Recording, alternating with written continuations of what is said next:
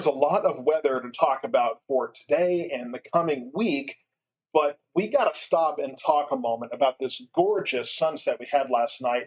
This picture from Brenda Summerlin was one of about 400 or so that you guys commented last night. Everybody saw this thing, and this was definitely one of the better pictures. They were all great. I mean, I loved scrolling through and looking at those.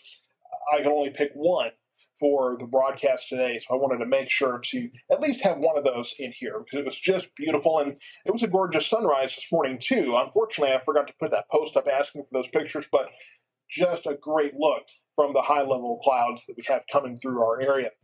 Today, we're warm. It's 83, 84 degrees. I mean, this is the warmest we've been in a while, and it'll be the warmest that we will be for a while.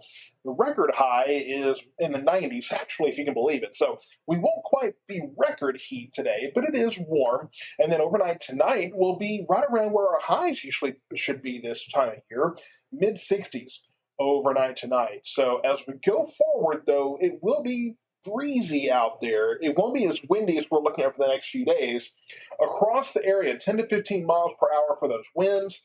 But tonight, later, through the day today, let me say this first. Let me not get ahead of myself. 20 to 25 mile per hour wind gusts for most of the area. The further west you go, though, you can see a little bit more, 25 to 30 miles per hour. And the farther west you go, the higher your fire danger today. We need to talk about the drought conditions, and you can see a little table here. Most of our area, part of Navarro County, not even included in this drought condition list here. Most of the area is included in at least the abnormal, part of Hill County in the moderate there, part of it just a little bit in the severe, and the extreme down in Hamilton and Gatesville there. There are still drought conditions, and this area of extreme drought has kind of just been lingering here for the longest time. We got plenty of rain that was able to minimize the drought condition for most of our area, but unfortunately there's enough still that we need to keep in mind as all this wind is blowing that there is enough of a drought condition to cause some fire problems for our area going forward. We're not included in any of the elevated drought condition outlooks or anything, but still something to keep in mind as we go forward. If we look at the water vapor here, you can see we still have this jet that's pushing all of this moisture in, all these high-level clouds. Off to the west, you can see a little bit of a rotation here. That's that low-pressure system that will bring showers and thunderstorms to our area tomorrow. Looking at tomorrow morning predominantly, looks like it will be a morning event tomorrow. Let's talk about the timing on that. This is about 6 a.m. This is the latest run of the NAM. This is one of our short-range models, and I was going to record this earlier, but we had just started getting data from this. I wanted to wait a little bit and see what this model said. I went ahead over to Northside Elementary in Waxahachie, talked to those kids, came back, and the model was fully run, so we're able to take a look at that. 6 a.m., it shows this kind of broken line of showers and possibly a few thunderstorms here. At 8 a.m., it shows it bisecting the area from Hill County up through Ellis County, up through Dallas, and on.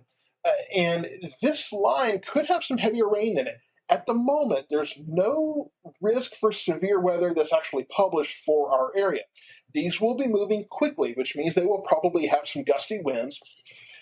Time will tell if they will adjust the severe weather risk to include our area. I will say that this is looking more impressive than previous model runs have, so that's something that I'm going to be keeping in mind.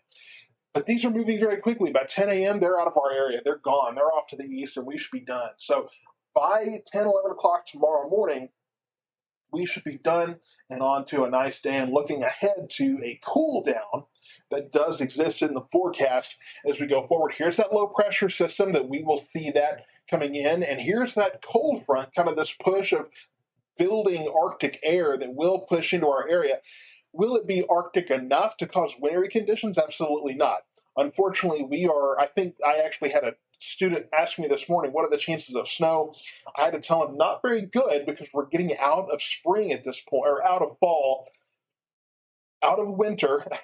It's been a busy, long day already so far. I need to go get another, probably a bite of lunch or something to give me some energy, refill on the energy reserves today, but we have this cold front that's going to come in and give us maybe what might be our last breath of winter. We're getting into March. We're about to get into meteorological spring here, and so we're wrapping up the cold part of the year, and this front will bring some cold air, but it just won't do much for our particular area. So just keep in mind, yes, we do have a building cold front here, but it's not going to be enough to give us any kind of last big breath of winter. It looks like we've got one shot left before we actually get into spring. Now, sure, we've had cold snaps in March before, but February is always our coldest month. So I think this will be probably the last shot of cold air we will have for meteorological winter. So let's take a look at this forecast here. Windy today. It's breezy, I would say. Not as windy as it's going to be. 83 degrees today.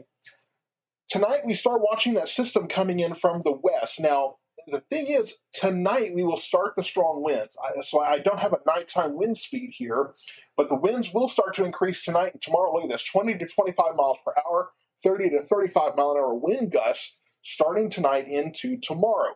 Tonight's low is 65. Tomorrow's a little bit cooler. Those showers and thunderstorms should be focused in the morning. Looks like they're done by 10, 11 o'clock or so.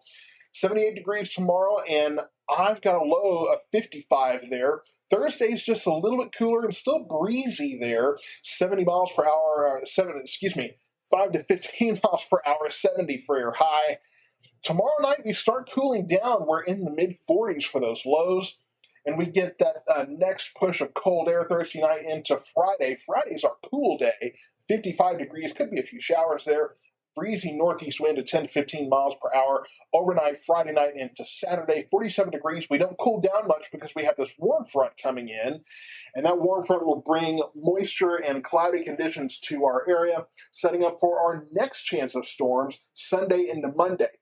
If you follow any storm chasers on Facebook or Twitter, you'll probably see that they're getting excited about a severe weather event from Oklahoma into Kansas. Doesn't look like that extends into our area, but I'll keep an eye on that as we get closer. That's 6-7 days out. So, we've got plenty of time for that to evolve and change. So stay tuned. I'll bring more on that in the future. For now, keep in mind it's going to be windy today, windier tonight, tomorrow. Showers and thunderstorms for that drive to work or school in the morning. We clear out for the rest of the day. We stay relatively warm until Friday. We're much cooler for one last breath of winter before meteorological spring begins.